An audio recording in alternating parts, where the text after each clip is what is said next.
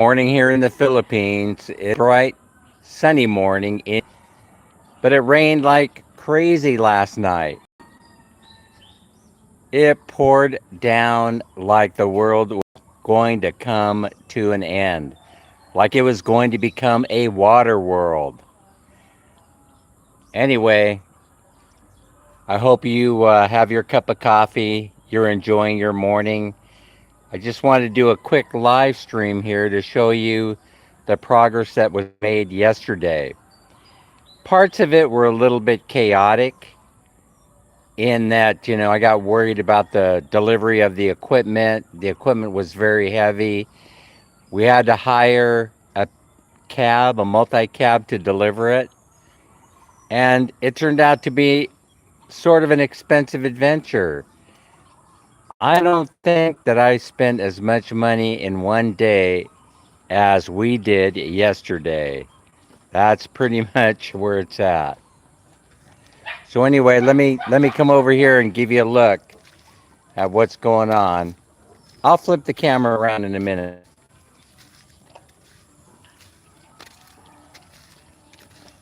I got to set my coffee down.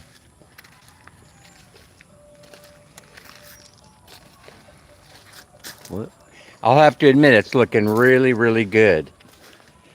It's looking really good.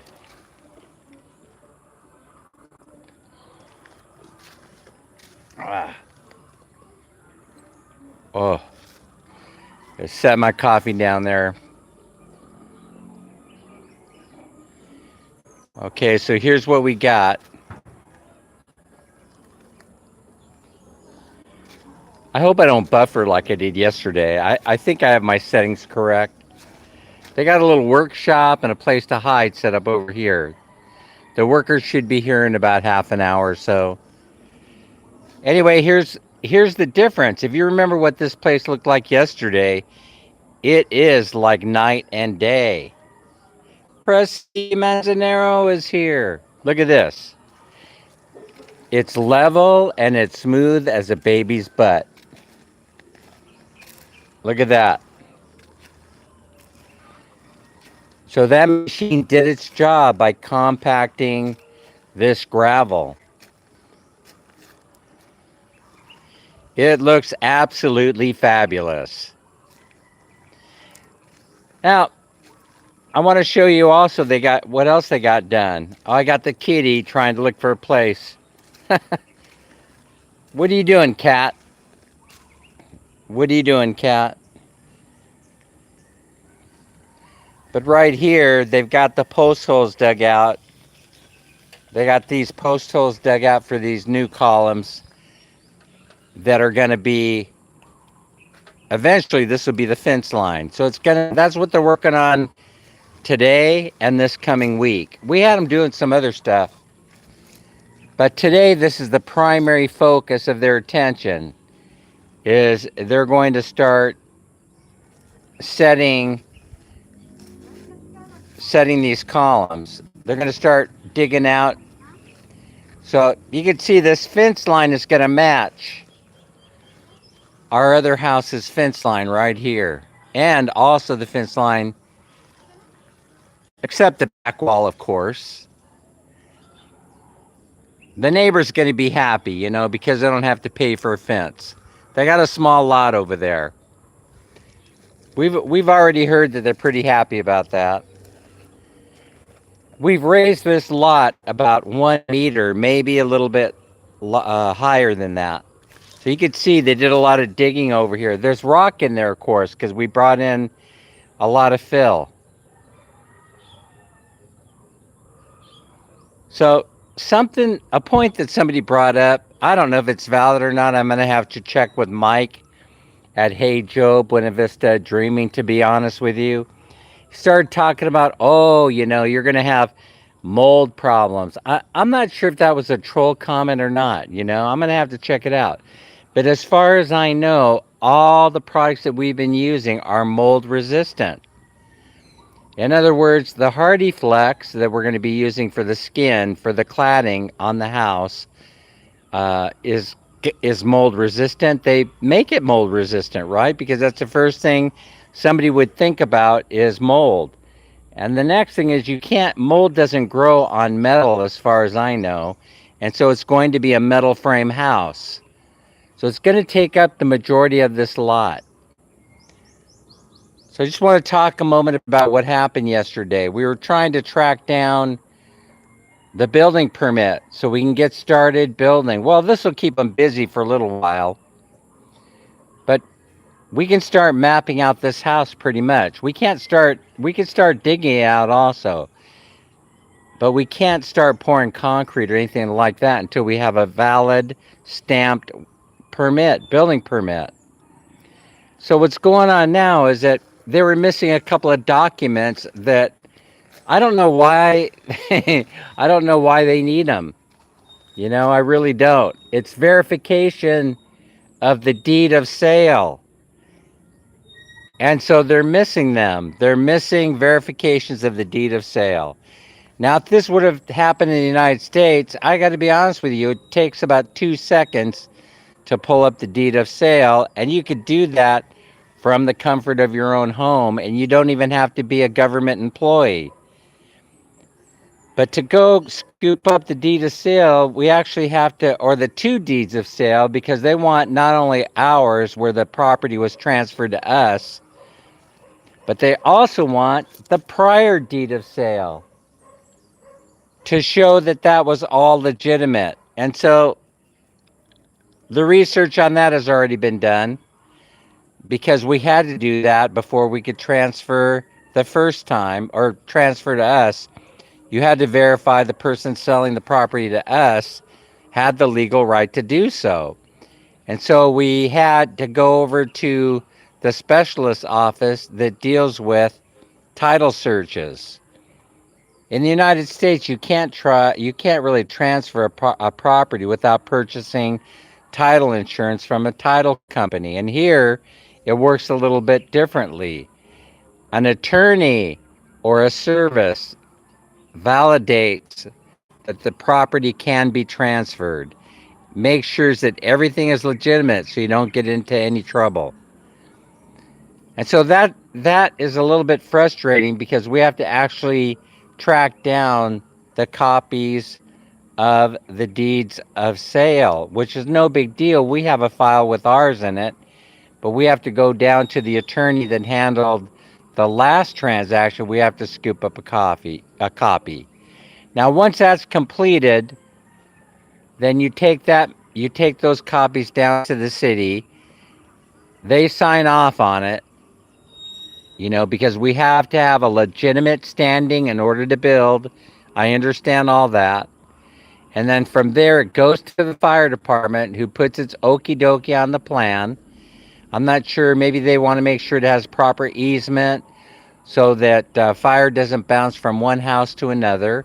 In this case, it would be our house is the other house.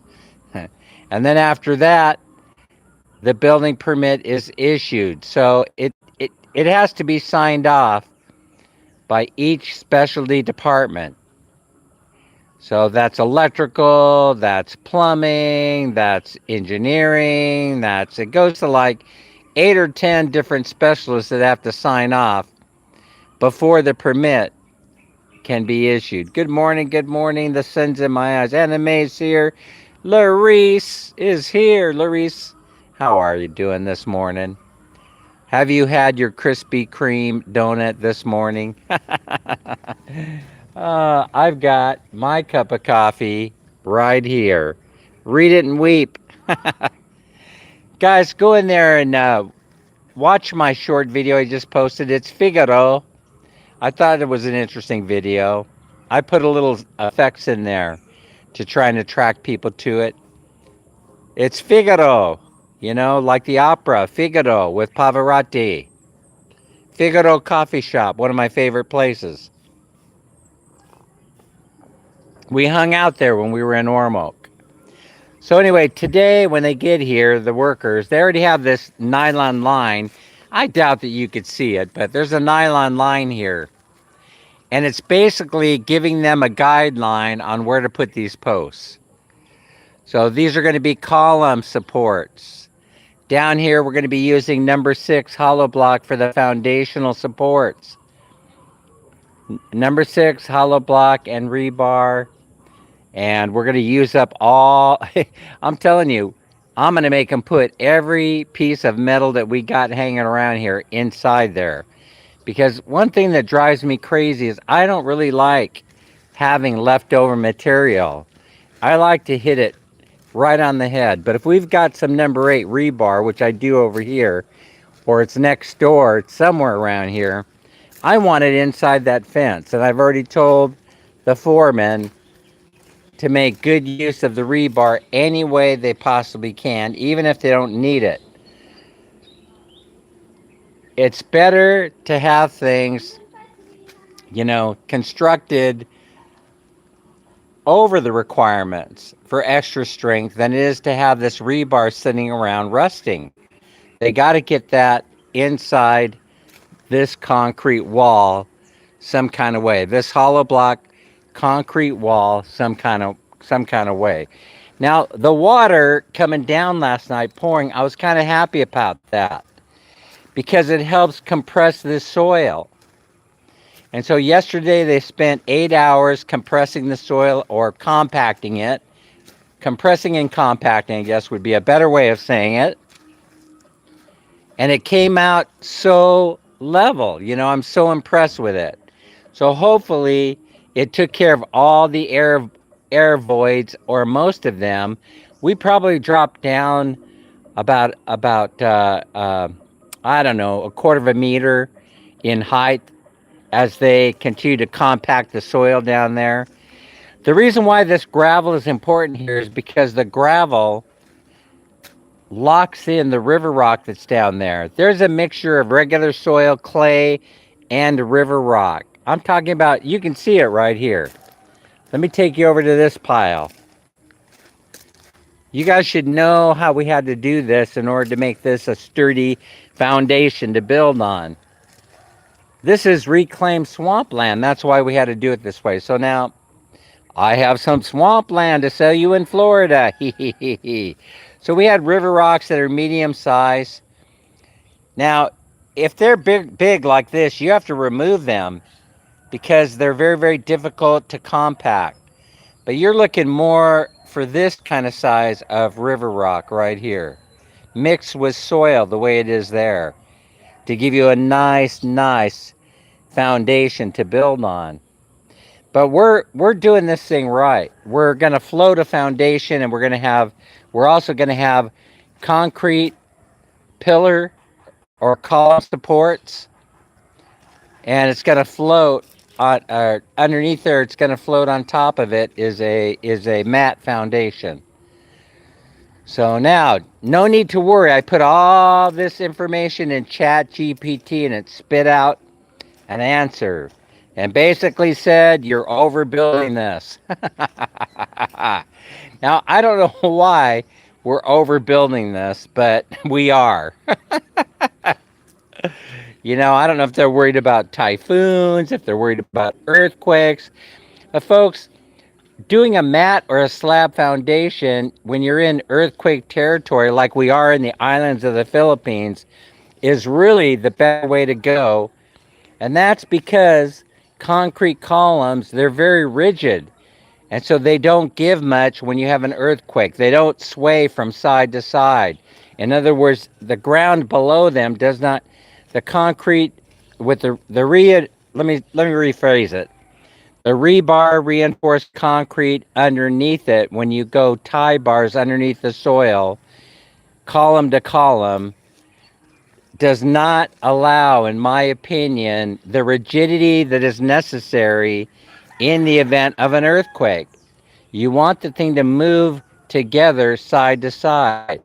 However, a mat foundation does, and this is the reason why they allow this type of construction in California. It's because California is earthquake territory. So now, I'm not an engineer, but I read a lot about this stuff. And so, we are building a house here. It's not going to really have much of a load at all on it. Not like this house. Not like our other one right here next door. You know, we're not building a 2-story Taj Mahal here. And so you actually don't need the type of construction supporting the building because it doesn't have much of a load. I mean, we're using a metal roof, we're using metal 2x4s, and those are all lightweight. You know, everything is lightweight, including the roof. And so doing concrete column support reinforced by number 10 rebar, ah, I just don't see the necessity, but that's what the engineer wants, and I trust the engineer. You know, he's fresh. You know what I mean? They're teaching them the latest techniques for building homes here in the Philippines. And so I'm going to listen to what the engineer has to say. All right, well, I'm going to get out of the way because I know the guys will be showing up here soon. As always, we appreciate your support. Go in and run up that Figaro coffee video for me if you wouldn't mind watching the ads. We're almost there for getting a YouTube paycheck. I haven't seen one in a while. We're working on pennies here. And these guys will be here soon to get to work on these columns. And I think probably they're going to do some rebar work today.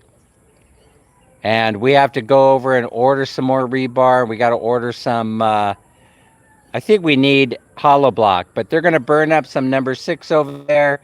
And then got some number 4. And so I don't want even one hollow block left over on this project. Oh, one final thing. This right here, the reason why we're going to go ahead and build this fence up front is because we need to build we got to hold back this land. You know, we don't want the rock to disappear. And so this is another important reason for building this fence right away. That is, we have to contain this rock. We don't want it to erode.